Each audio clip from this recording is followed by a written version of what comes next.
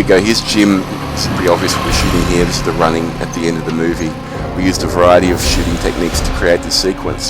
This was a quad bike with a Steadicam attached to the back of it just to take the bumps out of the travel, which made for a very nice effect.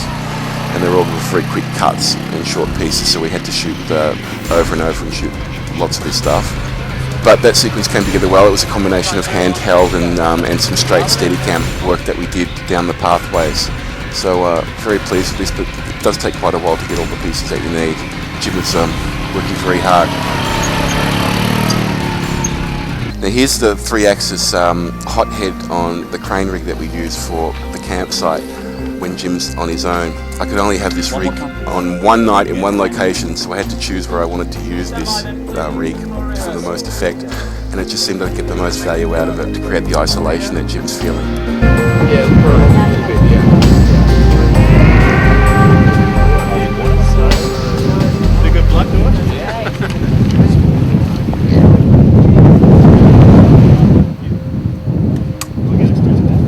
We spent lots of days out on the beach. This was a particularly windy day, which made for lovely pictures, but it was very tough to work in, especially with all that sand whipping up and going into your eyes at high velocity. My little boy came out to set that day and left pretty quickly. It wasn't the day at the beach that he was expecting, I think. The rest of us had to put up with it.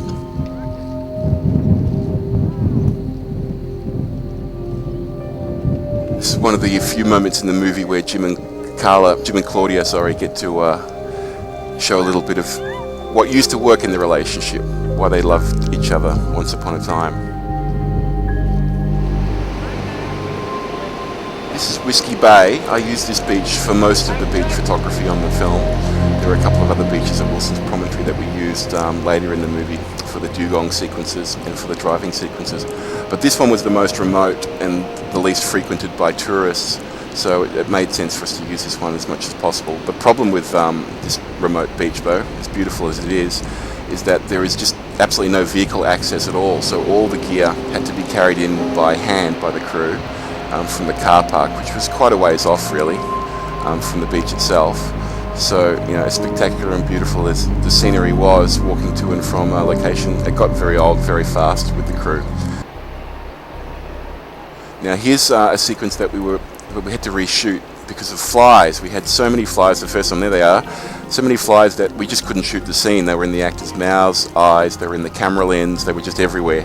So we had to come back on another day and hope the fly situation improved a bit. There's Jim improving the fly situation a little bit himself for us. We all went out there with a few cans of insecticide. By the time we'd finished, there were so many dead flies all over the sand that we literally had to get rakes in there and drag fresh sand over the top.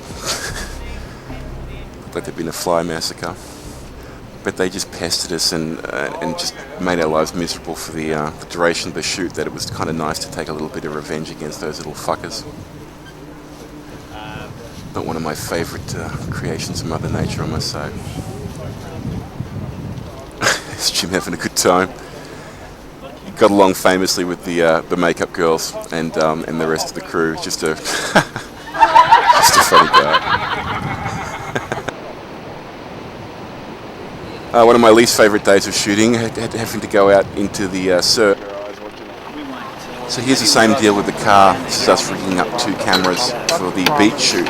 We went to, there was a beach in Sandy Point that was ideal for us because it was just kilometre upon kilometre of open beach.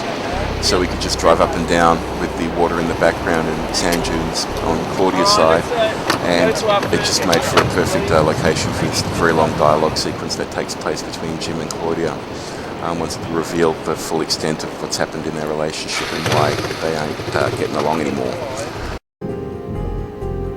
Here we are at Squeaky Beach, which is one of the most popular beaches at Wilson's Prom and also one of the most beautiful. It's just got some amazing rock formations and it's just a particularly lovely place.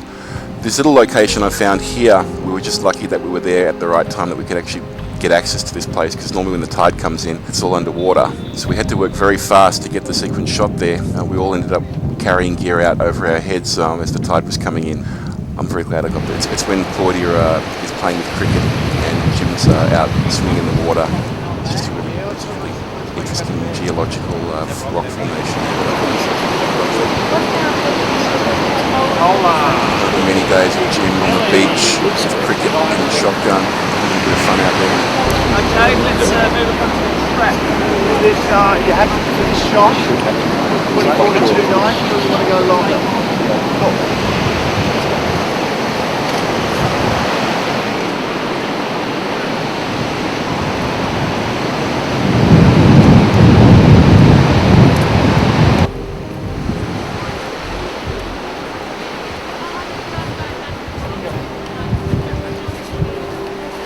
I'm very grateful I had that crew jacket from my first movie handy. It was the warmest thing I had. It came in handy during this movie, I can tell you that. Especially in those night shoots. Alright, let's go then, here we go. Roll on the decks, please. Now that water looks really inviting and lovely. I can assure you it was not. It's freezing. They're actually up beyond the surf break there. It's one of the hot spots for great white sharks in Australia. So yeah, I was very glad that day that we could get out as quickly as possible. Jim was terrific between takes. When possible, he'd love to check playback because he just likes to fine-tune his performance. A lot of actors don't like to see themselves, especially during photography. They don't want to even look at rushes. Jim found it very useful to analyse what he was doing and make necessary adjustments on subsequent takes.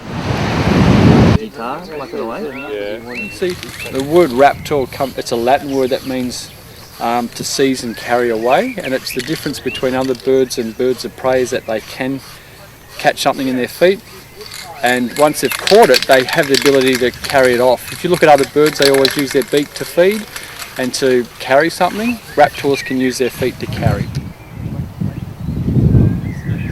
The trainer had a hood that he used over the eagle's head. This was to keep the bird calm, because as soon as the hood came off and the bird became aware of its surroundings, it wasn't happy and tried to escape, panicked a little bit.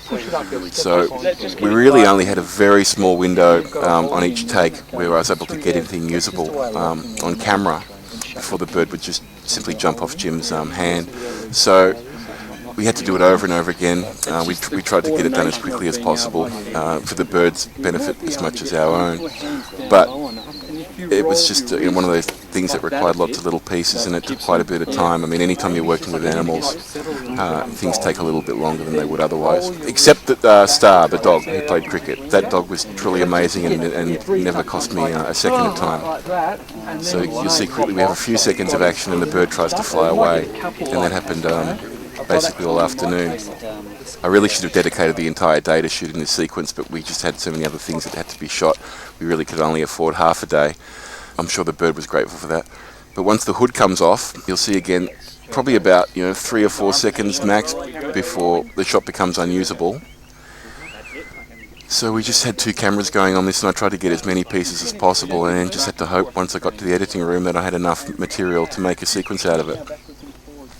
So it's a little rougher than I would have liked, but we just didn't have the time to shoot the sequence as I'd storyboarded it. And you'll see here once this hood comes off, you get a few good usable seconds, and then it's all over. So you've got the head, haven't you, Vince? I've got head. Yeah, cool. Okay. Stand by. As soon as filming? that hood goes off, I'm we've rolling. got Roll it right now, guys. rolling. Okay, I'm just taking the hood off. Off you go. We've just got some action happening down here. You're right. Go. Yep. There it goes. A few seconds, and it's over. And that's about as long as the typical take lasted. That's all we could really get. But it was very brave of Jim to do that, because those claws on this thing could really hurt you. And I was quite relieved when we got the sequence in the can. Keep rolling and stand by. Yeah. Actually, we'll just cut for the moment. This is little Millie. Millie's about 6 months old. Very strong teeth. You know what? I need to cry myself. We're going to